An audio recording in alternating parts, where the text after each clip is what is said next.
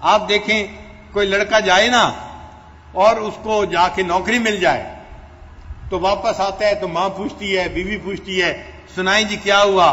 او جی میں گیا تھا اور مالک کے جو کارخانے کا مالک تھا اس نے میرا انٹرویو کیا، اس نے مجھ سے یہ پوچھا، میں نے اسے یہ کہا، اس نے یہ پوچھا، میں نے یہ کہا، میں نے سوچا میں اسے یہ بھی جواب دے دوں، میں نے یہ بھی بتا دوں، میں نے یہ کہا، میں نے یہ کہا۔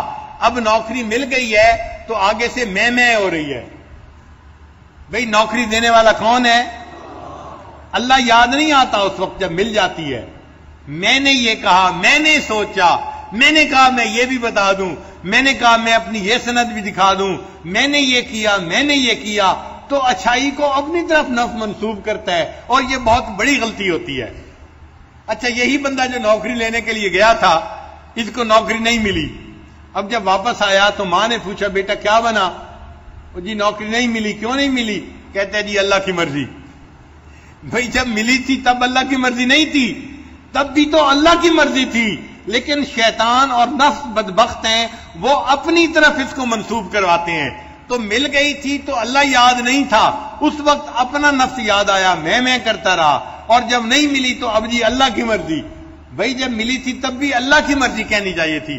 اللہ تعالیٰ اس بات کو پسند فرماتے ہیں کہ جب میں کسی بندے کو کوئی نعمت دوں تو بندہ نعمت کا انتساب کس کی طرف کرے؟ اللہ تعالیٰ کی طرف کرے، اپنی طرف نہ کرے۔ آپ دیکھیں جس بندے کا کاروبار اچھا چلتا ہے نا، وہ بڑا خوش ہو کے بتاتا ہے میرا بزنس ایسا چلتا ہے، میری دکان ایسی چلتی ہے، میری فیکٹری ایسے چلتی ہے، میری کھیتی سے ایسے مجھے سبزیاں ملتی ہیں، پھل ملتے ہیں، فلاں ملتے ہیں، میری لگائی ہوتی ہے۔ حالانکہ اس کی دکان پہ گاہک کون بھیجتا ہے؟ اللہ بھیجتا ہے نا۔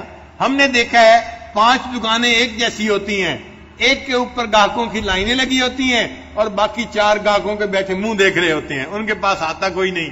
تو گاہک کون بھیجتا ہے؟ اللہ بھیجتا ہے۔ اب اللہ بھیجتا ہے تو بھائی اپنے اس بزنس کا اس کی نسبت کس کی طرف کرنی چاہیے؟ اللہ کی طرف کرنی چاہیے۔ یہ آج کے دور کی ایک بہت بڑی غلطی ہے جس میں تقریباً ہم سب کے سب لوگ شامل ہیں۔ بہت کم لوگ ہیں جو اللہ کی طرف ان نعمتوں کو منسوب کرتے ہیں، ورنہ اپنی طرف کر دیتے ہیں۔ ہمارے اکابر تو اتنا خیال کرتے تھے کہ جب کوئی بات ہوتی تو کبھی کسی کو یہ نہیں کہتے تھے کہ یہ میرا مرید ہے۔ آپ نے کبھی شیخ کی زبان سے یہ لفظ نہیں سنا ہوگا کہ یہ میرا مرید ہے، اس لیے کہ وہ یہ نہیں سمجھتے کہ میں اس قابل ہوں کہ یہ بندہ میرا مرید بنے۔ ہاں یہ میرا ساتھی ہے، یہ ہماری جماعت کا بندہ ہے، یہ ہمارا تعلق والا ہے، یہ الفاظ کہتے ہیں۔ یعنی ان کو کس نے جوڑا ہے؟ اللہ نے جوڑا ہے۔ وہ اپنی طرف نسبت کرنے سے بھی گریز کرتے ہیں، میرا مرید کہنے سے بھی گریز کرتے ہیں۔ یہ جی ہمارے ساتھی ہیں، یہ ہمارے تعلق والے ہیں، یہ ہم سے محبت رکھنے والے ہیں، ایسا لفظ استعمال کرتے ہیں جس سے کہ اپنی طرف منسوب نہ ہو، اللہ کی طرف بات منسوب ہو جائے۔ تو نعمتوں کو کس کی طرف منسوب کرنا چاہیے؟ نعمتیں دینے والا کون ہے؟ اور آج ہم غلطی کرتے ہیں، نعمتوں کو کس کی طرف منسوب کرتے ہیں؟ اپنی طرف منسوب کرتے ہیں۔ ماں کہتی ہے میرے بیٹے بڑے اچھے بنے، بڑا بچہ بڑا سمجھدار ہے، بڑا بچہ پڑھ گیا، چھوٹا بچہ فوج میں چلا گیا، اور میری بیٹی کے لیے اتنا اچھا رشتہ آیا، میری بیٹی، میری اولاد۔ بھائی یہ میرے نہیں، کس کے ہیں؟ اللہ کے ہیں، اللہ نے دیے ہیں۔ تو نسبت اللہ کی طرف ہمیشہ کریں نعمتوں کی۔ یہ بہت بڑا نقطہ ہے جو سمجھنے والا ہے۔ اسی لیے جو بندہ ان چیزوں کی نسبت اپنی طرف کرتا ہے وہ گویا اللہ کے ساتھ شرک کر رہا ہوتا ہے، وہ اپنے نفس کو اللہ کے ساتھ شریک کر رہا ہوتا ہے، اور یہ بندہ بھی مشرک بندہ بن جاتا ہے۔ اس کو شرک خفی کہتے ہیں، نظر نہیں آتا لیکن یہ بھی شرک ہے۔ اس لیے جو صاحب جنتین تھا اس نے اپنی کھیتی کی آمدنی کو کس کی طرف منسوب کیا تھا؟ اپنی طرف منسوب کیا تھا، اور اللہ نے قرآن پاک میں اس کو مشرک فرمایا۔ یہ ایمان سے خالی تھا، یہ مشرک بندہ تھا۔ تو کبھی بھی چیزوں کو اپنی طرف منسوب نہ کریں، کس کی طرف منسوب کریں؟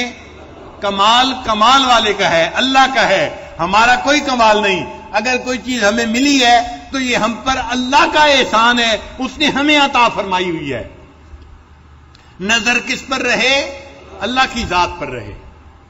تو اللہ تعالیٰ پھر نعمتیں بڑھاتے رہتے ہیں، نعمتیں اور زیادہ دیتے رہتے ہیں، ورنہ اللہ تعالیٰ نعمتوں کو بندے سے واپس لے لیا کرتے ہیں۔ الہ الا اللہ لا الہ الا اللہ لا الہ الا اللہ لا الہ الا اللہ لا الہ الا اللہ لا الہ الا اللہ لا الہ الا اللہ